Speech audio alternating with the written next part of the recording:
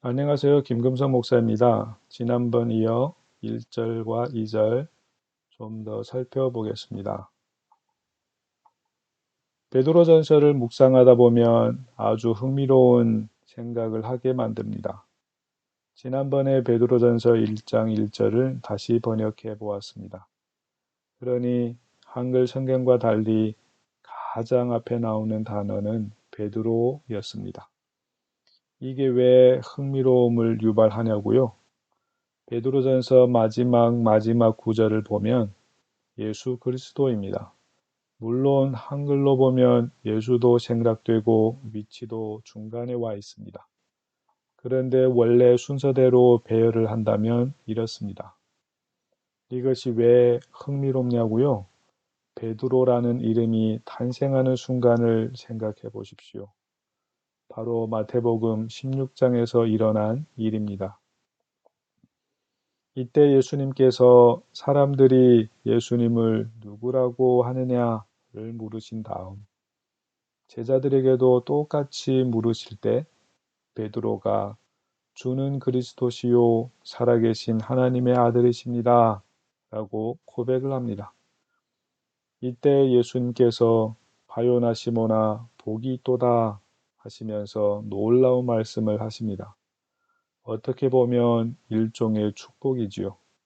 즉 18절입니다. 내가 내게 이르노니 너는 베드로라. 내가 이 반석 위에 내 교회를 세우리니 음부의 권세가 이기지 못하리라고 말씀하십니다.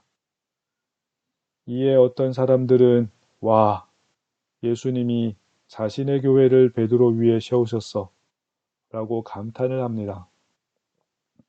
즉 베드로가 놀라운 고백을 해서 교회가 세워지는 반석이 되었다고 합니다. 그런데 베드로가 반석이 아닙니다.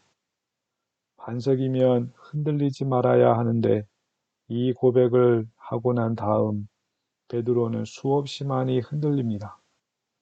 물론 반석과 전혀 관계없지는 않습니다.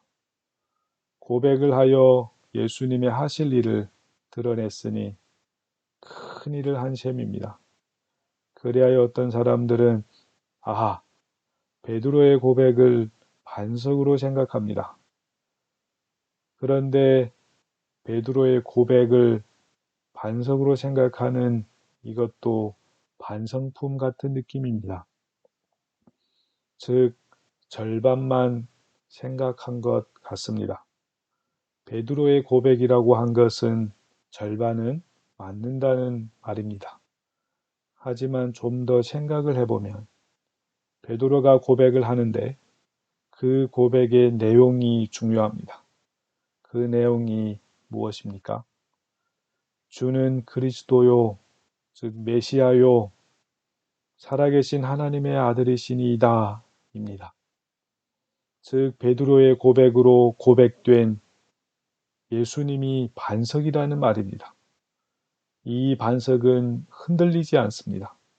절대 흔들리지 않습니다. 음부의 권세가 이기지 못합니다.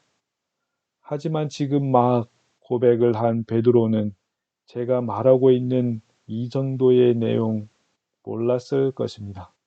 아니, 몰랐습니다.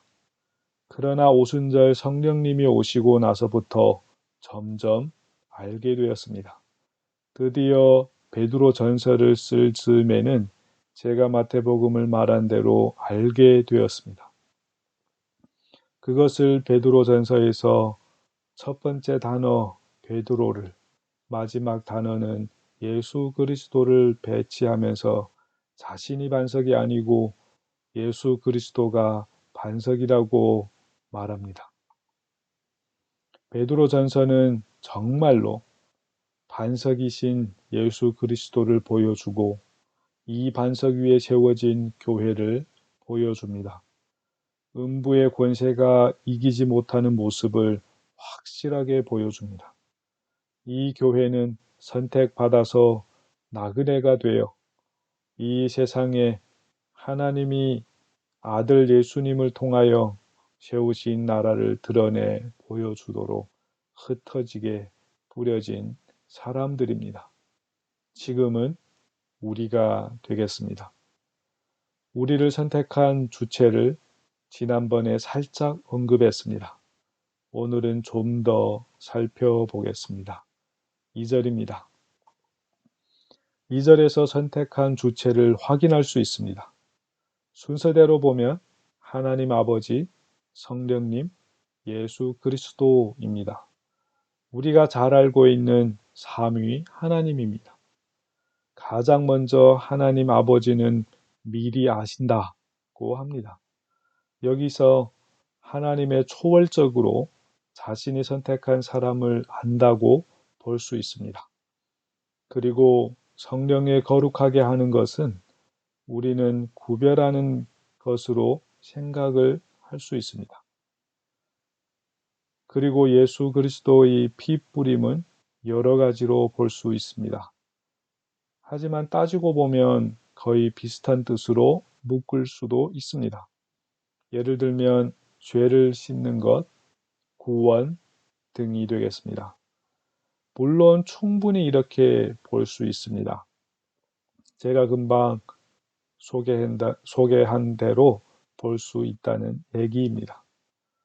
그러나 저는 이번에 조금 특이하게 신약이 깊이 뿌리를 둔 구약과 연결을 시도해 보겠습니다.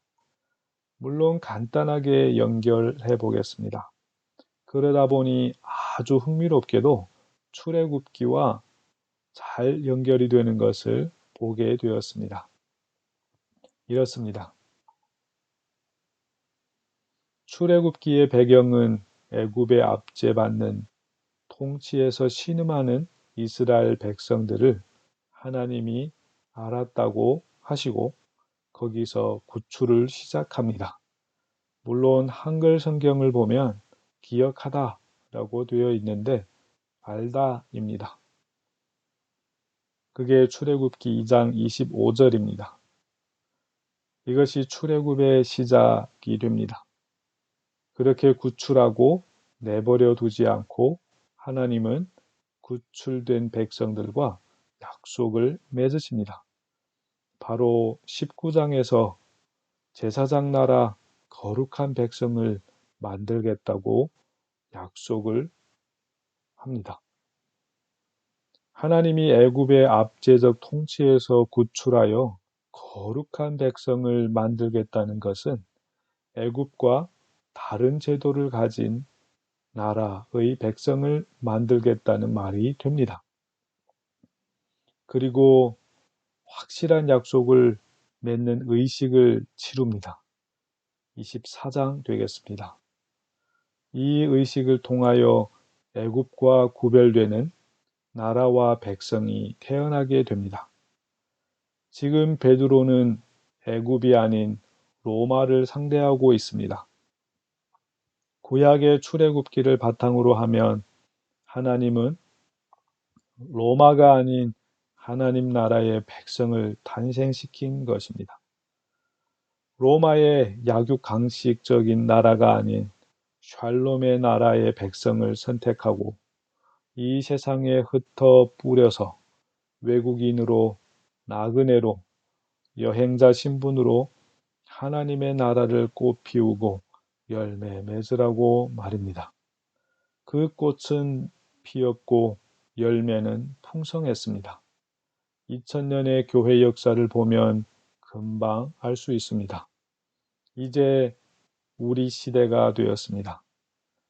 이 세상에서 꽃 피고 꽃 피우고 열매를 맺을 차례가 되었습니다.